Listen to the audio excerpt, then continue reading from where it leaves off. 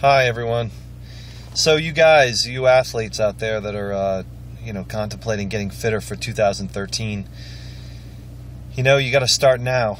I know it seems like it's early. Everyone always says, well, it's early, it's November, I don't need to get ready until June.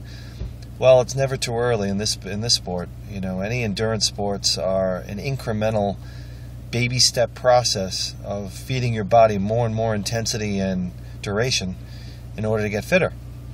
So, as you know, I've had an extensive background, over 20 years in this sport, and I've learned through those 20 years. I got better as I got older, and I did that with some help. Dr. Phil Skiba of Fizz Farm was instrumental in helping me quantify my training to help me get better, as well as my clients. People are paying me to help them reach their goals. So the software system Race Day is exactly that. It's about racing. It's about getting fitter to race. We don't want to fall into the habit of training as solely as a way of alleviating stress in your life. You're training for many reasons, for the joy of the training, for the goals that you set for the training, but you want to avoid getting in the habit of just grinding out miles and hours and without any real direction. So, my training style is unique, I think. I try to build in a psychological model that takes into consideration people's lives, the way they think, the way they talk to themselves, the way they carry on other parts of their life, the mindset approach to the process of training, to racing, to the race execution. Hopefully it makes you feel comfortable about performing, so that your confidence level, that confidence being the major key word there, confidence being as high as it can be in a realistic way. Quantifying training makes things real, and real is what gets the job done. We can't just go on subjective feelings and hope and feel that, I feel like I'm getting fitter, I'm doing these great workouts, I'm more tired. These are all sort of subjective ways of believing that you're fitter than maybe you actually are. So when I talk about polarizing training, that means separating your training.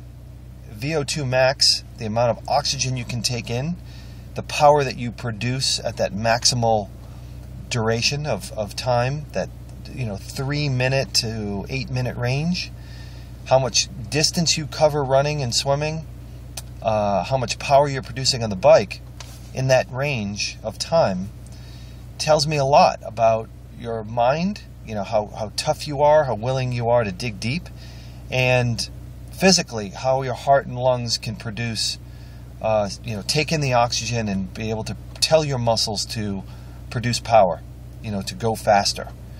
So that type of training is very stressful. It has some risk to it. It takes some mental and physical preparation to endure, and it takes many months to maximize, and it has a massive impact on every distance aerobic event that you do, everything from sprint distance to Ironman.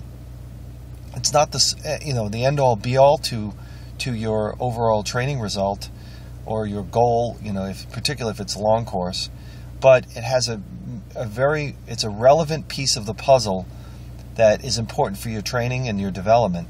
And you'll see that when you separate your training into VO2 max type training, and you block it out appropriately for each sport, you give it enough time, and you increase the steady state endurance very specifically to what your body's able to absorb, and you combine those two, you'll realize that you don't need to train a lot of hours. You train a lot of specific hours, and I can prove, and you'll prove to yourself, that you'll make measurable improvement over time.